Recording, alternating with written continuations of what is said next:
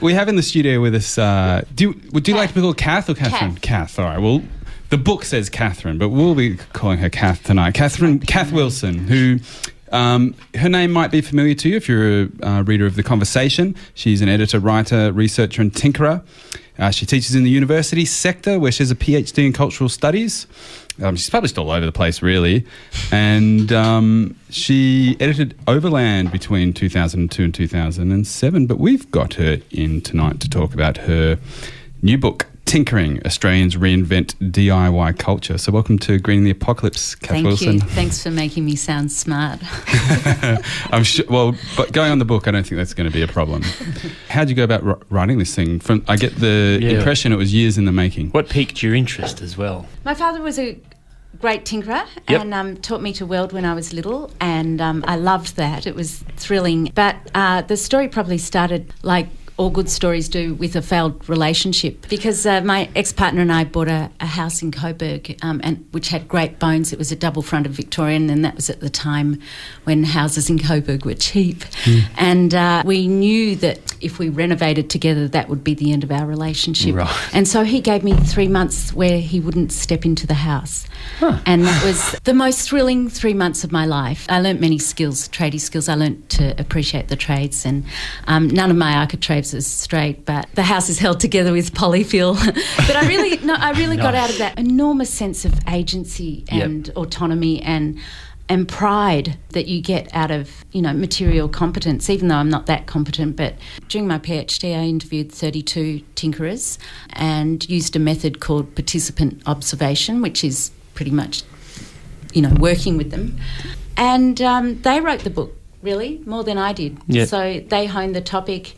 I kind of sat back and enjoyed the ride. We'll probably get to the idea of what defines tinkering, but it might also be worth asking within the definition of tinkering, how do, in quotation marks, how do tinkerers feel about being called tinkerers? Are they all on board? No, they're not all on board. Look, at the beginning of my PhD, I talked about them as DIY people, DIY technologists, all these labels that they didn't call themselves. And it soon became obvious that everyone was describing tinkering or describing themselves as tinkerers. So they didn't all do that, but it soon became pretty obvious that this is what they were doing. And so if you were a panel of pointy heads, which I can see you're not, but if you were asking me to defend my thesis, I'd say tinkering's a set of concerns implicated across a range of material forms. But see, that sounds smart. Glad we asked. But it's really a way of life. And, you and I were discussing this before. I mean, tinkering, it isn't just one thing. You can be working from home. You can be renovating, upcycling, salvaging things, reinventing things. So it's not just one thing, but it's an approach to life and time as a whole. Yeah. I just remember being a little kid, and when we had olives, if you ate one, that meant you'd marry a tinker. Tinker, tailor, soldier, sailor, rich man, poor man, beggar man, thief. Yeah. If you ate 9 olives, you'd marry a tinker. Or 1 olive. Oh, it laps. It continues over. I would always try and marry a poor man because I thought that would mean they were ethical. Really? But then it just got complicated the older I got. Yeah. But also tinkering, I remember that in fairy stories, a tinker was the creepy person that was selling ribbons from a wagon. Yeah, that's right. Yeah. So there's a lot of mythology. So that's not the right definition. There isn't a right definition, but there's tinkers and there's tinkerers. So the tinker, you're quite right, the tinker roamed rural Australia from first contact. There are people around today, octogenarians, who remember the travelling tinkers, and these were people who would have wagons and they'd live in their wagons, and farmers recall them, hearing them coming, even before telephones, and they'd mend equipment, but they also had very bad reputations as scammers. Is that similar to sort of the gypsy culture in the UK? Yeah, it comes to... so the Irish travellers were called tinkers, and they kind of recast themselves as gypsies, but then gypsies were stigmatised too, and, if you're being gypped... that's where the word gypped came from. Isn't that fascinating? It is. No, I love those little details. So what's a pikey then? Is a pikey... No idea. Oh, okay. That's from the film Snatched. Yeah. or snatch. Yeah, Okay. pikeys. Hey, obviously you've gone to see a lot of these people who are tinkerers. What kind of things are they getting up to? What are they doing? Oh, a lot of illegal things. One of the guys I interviewed, Michael Candy, he would build resistance devices. So when the G20 summit was in Brisbane, he made faux security cameras, which he and a few other people installed at the site, because the police had been given extraordinary powers to prevent people protesting, and so there was an exclusion zone around the buildings. So he installed security cameras, which were really projectors, and they projected images onto... It's called projection bombing now. It's a thing. You're right. Guerrilla projection or projection bombing. So he was able to get his anti-G20 messages out on footpaths and the sides of buildings. So that's fun. So people like him. There are other people who are doing amazing things to also resist kind of impositions of power. Like a story I like to talk about is a guy, Michael Drinkwater, who rigged his home to have solar and wind power, but his generator ran on polluting mineral diesel. So he was following this American couple who travelled across the states. I don't know if you know them. I think they're called, strangely enough, the Tinklers or something. Yeah, right. And they wrote an open source manual on how to make your own biodiesel, which you can make yourself with used vegetable oil in the kitchen with caustic soda and ethanol and used vegetable Yeah, we oils. probably know a few people that do that. Oh, you probably do that. Haven't done it, but many that do. I think Adam drinks it. Yeah, you drink it, yeah. Yeah, it's good for the complexion. You can make your Feijoa version. For super. He's actually 92 years old, but look how young he looks. So youthful. I do smell a lot like fish and chips. That's the only downside. Right, yeah. So Michael, once he'd learnt to make it, he thought, well, I want to make lots. He wants to farm, run his farm machinery on it and his vehicles, and so he learnt online, again through open source material, how to convert an old New World dishwasher into a biodiesel processor. It had the right recirculating equipment, it had the right heating elements, and he did that, and he found that he could produce enough for all his machineries for about 13 cents a litre, and mineral diesel's about $1.27 a litre. Wow. And also he had this glycerine byproduct, which he gave to his mechanic. It was a hand wash. Hand wash, yeah. And, and he exploited the spoils of other industries. So he got all his vegetable oils from the Mount Hotham garbage collector in exchange for a slab of beer, and so there's all those informal exchanges happening all across Australia, and that was common to all the people I interviewed. They had all these systems of informal exchange. Yeah. What ties them all together? And there are other examples too that haven't come up, which are things like things that we might classify as craft. I guess is a pretty common theme in the book. That's right. It seems to be people that are just correct me if I'm wrong, but to juxtapose it with something where it's like you're following a single trade, or you're a perfectionist with specialised skills. Tinkerers, would you say, are people that are ready to approach problems as they come up? And they use tactics rather than strategy, and What's the difference? Strategy is a tool of powerful people, and it presumes control and predictability and predictable outcomes. Tactics are on the ground, here and now, on the fly techniques of the less powerful, and these people use tactics. And something else that they all had in common, not only those informal economies, but consistent values, really, of anti-authoritarianism. Yeah. It's interesting. That iconoclastic approach that they had. My favourite, one of my favourite photos in the book. There's a guy who's made. It's basically the shape, form, and everything of an iPhone. Yeah. But it's the iSlate. Yep. And so for listeners out there who haven't read the book yet, I will spoil a small section. This guy was made of cedar, a bit of wood on the back, and some slate on the top, and then you can stick a piece of engineering chalk in it. So it's basically a notepad. You can carry it around with you and make a note of something using chalk on slate, but its exact form, function, curves, the whole thing is the iPhone. That's right. That was. Did you get one of those? I've got a few of those. I gave them all as Christmas presents. I didn't, but I know what to get you for Christmas. Indeed.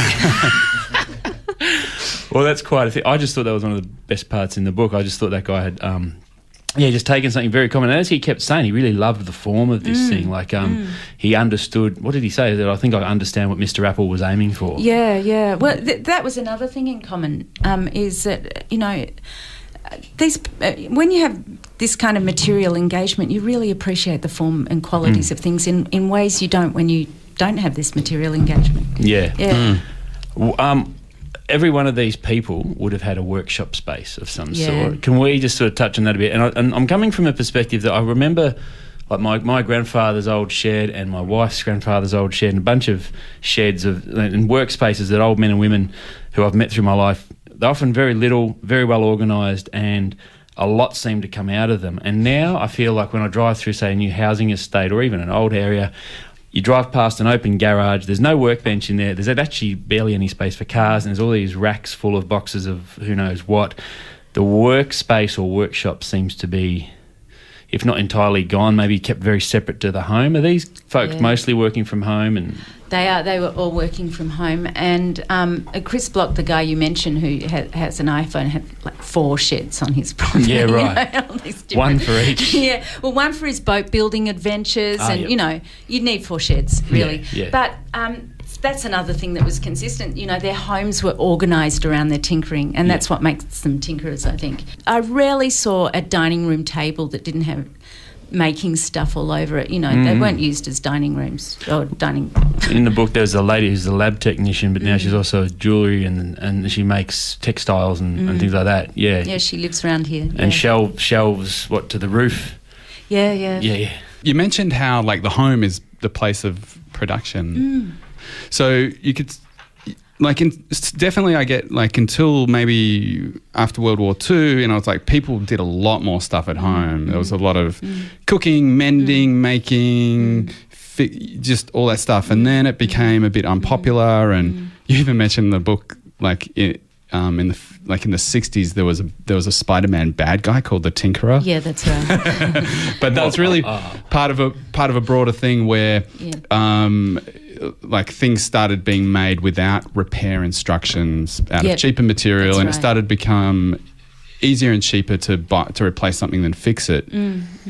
All of which is a tendency of the informal economy to shrink. But you say it's actually been growing. This is encouraging. Yeah, well, look, I'm not an economist, but the way economics is measured is changing. Some scholars say informal economies are growing because when you think about how much production happens in the home, not just renovation and school projects and cooking and so on, but social media. I mean, that's production. Oh, right. Yeah, that has grown enormously. So people take photos more. People upload their own content. I mean, if you measure, GDP is a really dodgy thing, but if you if you measure those things, there's much more production happening in the home. Okay. Yeah. As a social media professional, I find that really depressing. Yeah, that's not I'd necessarily. rather have a jar of jam than write something on Twitter. I know. Yeah. I've only just, I'm just learning the dark arts of Facebook. I've only just started my Get Facebook out. page. No, I photoshopped you Stop guys this morning. You don't know. You were holding my book. Oh, nice. Oh, we will Put you be up soon. there. We can manifest that a bit later on. That's all good.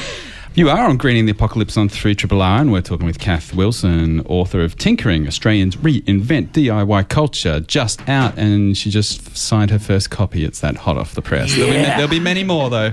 You'd found out that home production, economically speaking, has actually been increasing the last few years, although disappointingly, as you described, a lot of that was to do with the fact that you can consider your time on social media when you're generating content, in a sense, a contribution to the economy. It's just not necessarily a very good one. Probably home meth production as well. Oh, yeah. Well, that would be. Drugs. We haven't I guess done they're that not Drug counted. Miles show yet, have we? Yeah, I know we sort of did. I've heard there's people moonshining as well. Yeah. I wouldn't know about that. No. But now, so the modern condition with smartphones and internet is one of great distraction and not a lot of opportunity to really focus on work. And if we talk now about the benefits that the tinkerers themselves get out of this process of pulling out tools, pulling out materials, fixing things, inventing things, making things, it's one of the themes that comes through a lot is what Mihaly Csikszentmihalyi sent Mihaly, who was a Do you need me to well say done. that again? Chick sent me Harley. Well done. Yeah. Did you look it up? Watched it on YouTube. Yeah, me too. Yeah. So he's the Czech philosopher, isn't he, who talks about the concept of flow, which is really a synonym for getting in the zone.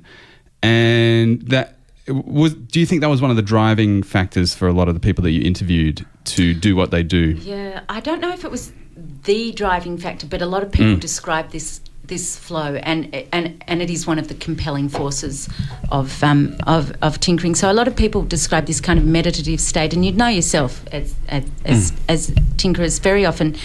When you get into a project, it takes on its own momentum and pulls you in. People did describe getting into this flow in this zone and nothing else is happening in the world. It's a beautiful state and it's quite meditative, and I think that's people in their sheds often experience that too. Yeah. And do they leave their mobile phones out of the shed? They do. Yeah. I don't know. But no, because mobile phones, you can use as measurements and, tools and everything. Oh, you got your spirit level on there. I can't speak for all tinkerers. I don't know.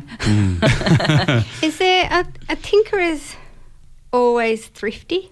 I don't think tinkerers are always anything, because that's something I emphasise in the book. There's no union of tinkerers. They're not necessarily a collective, although there's do-it-together forums and there are repair cafes and iFixit forums. But are they always thrifty? This is a question I had for one of my protagonists, John Dalton, because he was in the steampunk movement, and they're really full-on tinkerers. He's a fellow dresses as Sherlock Holmes, yeah? Yeah, that's right. Well, Amongst other things. Amongst other things. And, I said, well, what about all these plastic ray guns that, is that really good for the environment? And what about Bunnings purchases? And the thing I found with tinkerers is, yes, they're thrifty, but they're generally indifferent. There's all these serendipity stories about finding things at the dump or on hard rubbish and so on. But, it's no great sin to go to Bunnings if you can't find those things. It's always about tactics. It's all about the project, really. So, yes, they are, but I hate to say they're always anything. I think there's a bit of indifference there. What about, is any sheep farmer over the age of 60 a tinkerer just by default? Because what if there's a lightning storm and the sheep go nuts and smash a fence, and then they're like, what are we going to do? And then they build it out of whatever's around. Farmers are always doing crazy things like that. The farmers are the world's best tinkerers, and I come from a farming family, and my great-uncle Reg in the 1920s built his farm at Swampole just outside of Benalla. He built every brick in the house out of the soil on there. He had no materials. He made all the irrigation systems, all the fences, all the round wood shearing shed. My auntie Shirley, who was born on the property, still runs that sheep farm to this day. And they, I was mentioning to you before, Bushy, that the number of times 8-gauge wire comes up in my interviews, and it didn't make its way into the book, but everything can be fixed with a bit of wire. It did make it into the book. Did it? Yeah. Oh, you haven't read it for a while. I haven't. Fish memory. Yeah, no, I know what it's like. You finish the book and it's like, you don't want to get near it for a while. That's right. No, it's a good section. Well, I feel like the modern equivalent of that 8-gauge wire is duct tape, and there's that great adage: if you can't fix it with duct tape, you need more duct tape. That's right. Was that showing up a lot with? Yeah. Well, in my work, my car was held together with duct tape for a long time. Yeah. I wonder if the DeLorean must have had some duct tape on it. That futuristic time travelling car. Is that the same as gaffer? Now, gaffer tape's sort of got a mesh through it and it's black, and musicians use it to stick wire to the stage. Mine was gaffer. Gaffer, that's tougher. But I heard about a guy who made a canoe frame once out of PVC pipe, and then just sort of, instead of fiberglass or anything, made the hull out of duct tape and gaffer. Floats 5 or 6 rolls of it, and it floated. It got out there. That's duct mache. Duct mache. Yeah. Oh, that sounds steampunk.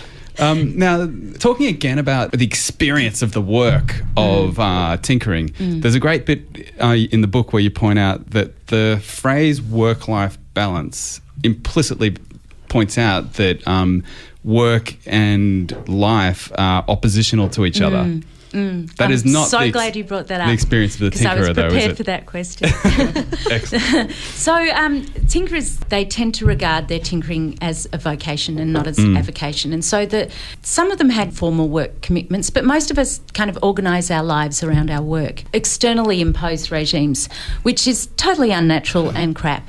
And that's an academic term I use. I like it. I coined it. When you're organising your life around your work, even your leisure time is organised around work. And the work-leisure fragmentation of your selfhood is disintegrated, you know. You're one person for work, you're one person for leisure. And so I think that was a great thing with the people I spoke to. Their leisure was their work. They love what they do. Often they didn't have any particular work regime. As you know, if you're working on many tinkering projects at once and you're waiting for parts for something, or the day's not right to go to the roof, you'll just go on to something else. So it's not as if they woke up and had a set of tasks. It was more fluid than that. With meditation, often you have a chant that you have in your mind that shuts down the verbal part of your mind. I've never meditated, but I'm told it's really good for you. This morning around the breakfast table, I was talking with a friend about how we could make we're looking at a popcorn maker. I was like, I wonder if you could have a continuous flow one. Yeah. And could it come out of the wall so you just press a button and so you've got like popcorn on tap? And for 15 minutes there, my mind was just thinking about the internal workings of that popcorn maker and how you could change it and how you could adapt it. And for a second there, I was unconcerned about all my inadequacies. And world peace. Yeah. Pretty much anything. But it was great. Climate change. Yeah. One of my protagonists, Mark Thompson, describes tinkering as an intense focus on a small, closed world. And I do think there's a correlation. I think it's a way of meditating without that kind of doctrine attached. Yeah. You were saying before as well that they're not people who have a strategy, so there's not actually a set or fixed outcome. And it was interesting, as a part in the book, I'm going back to that iPhone-shaped gadget the fellow made, which was a chalk slate board. And when you went to visit him, he had like sort of a dozen of them that hadn't worked out, that were discarded. So, you know, it's I guess I'm coming to that because you don't always tinker for a purpose. Like, it's not always to repair a thing that must be fixed and has to work soon, and it's not necessarily an artistic expression or whatever. Sometimes it just is. It's an idea that you just keep trying to execute for the sake of it. That's clearly showing up in the mindset of a lot of the folks you spoke to. Yeah. I mean, a lot of the people like no fixed outcome, but... That's right, no fixed outcome, exactly. Well, Mark used to say there are no key performance indicators for tinkering. But, you know, on the other hand, though, these people were perfectionists in a way, and very highly skilled, some better skilled than professionals. You know, some of them had a profound mistrust of professionals. So, and felt that they did their stuff better than the professionals who were legally permitted. But with that isolate, Chris was just trying to get it right, and he had so many discarded prototypes, and if it was me, I would have probably given up. I guess many of us would. Yeah, Greening the Apocalypse on 3RRR. It's a kind of show about stuff. Yeah, stuff that might happen and things we can do about it. And tonight we're talking with Catherine Wilson. We'll call her Kath in the studio, but if you're Googling her, Google that. And her book is Tinkering, Australians Reinvented DIY Culture. And another thing that you bring out about why people do it is the sense of agency. And this is something I really related to, thinking of coming out of the school system with very few physical skills, bit of woodworking you did. And I think, like a lot of people, that sense of not being aware of what you're capable of when you leave school is actually disorientating and kind of depressing at some levels as well. Because not only are you not aware of what you're capable of, most of your motivation has been externally enforced. And now you're out in the world, and you either get a real job or you become a boho and get depressed because you don't really know what you're capable of and you don't have much motivation to learn. The way you put it in the book is that our education is largely based around knowing that, as in knowing that something is a particular way, rather than knowing how, as in how to do something. Yeah. And part of my road out of run-of-the-mill 20-something depression was learning to figure out how to do things, not just with my hands, but on the internet and everything. But let's talk to the sense of agency that tinkerers get. There are a lot of scholars now talking about DIY skills, reclaiming those in first world economies, because we have become de-skilled in our knowledge economy. And there's one in the States called Matthew Crawford, and he argues that we've become a nation of learned helplessness when it comes to our gadgets, and we've lost a lot of material competency. And he sees that as a moral issue, not only in environmental terms, but in a sense of something at the core of being human, and that is human agency, your sense of agency in the world. And he argues for reacquaintance with material literacy, material competence. And that's the thing I felt, again, you know, when I was renovating this house. It doesn't matter that we don't have much money, I can do this. And that propels you on to the next project. And I think the guy I was talking about before, Michael Candy, who's done a lot of kind of protest devices, like resistance devices, I think that gives him a sense of agency too. Like, it's very depressing if you want to object to G20 summit and you can't go within 3 blocks, and so your protest is diffused, you know. It's very depressing when the state imposes barriers to public participation. But tinkerers tend to have a much bigger sense of agency. This is what I found anyway. Yeah. And sense of self-reliance. Yeah, that's right. That's right. Autonomy. Yeah. And yet community. They're not exclusive. So it seems like a pretty good deal that they're enjoying the work, and out of it they just feel more of a human and less afraid of the world, and more like, you know, they can take care of themselves. I think so. Yeah. I think so. It's a great deal. I actually see that a lot. Something that I know almost nothing about, I never got on board with, but people who, like, I think you referred to rev heads as well, car enthusiasts. Like, I know a few guys and girls who have got, you know, my wife's got a great old 63 Volkswagen that's sort of on the schedule to fix up. But when I hear car enthusiasts speak to each other, and they both might be working on the same model car, they've got a mind map of every little thing, and they say, oh, did you get that? You know that heater hose you were having problems? Yeah, I got one. Oh, was it the thing or that one? No, it was that one. Oh, yeah.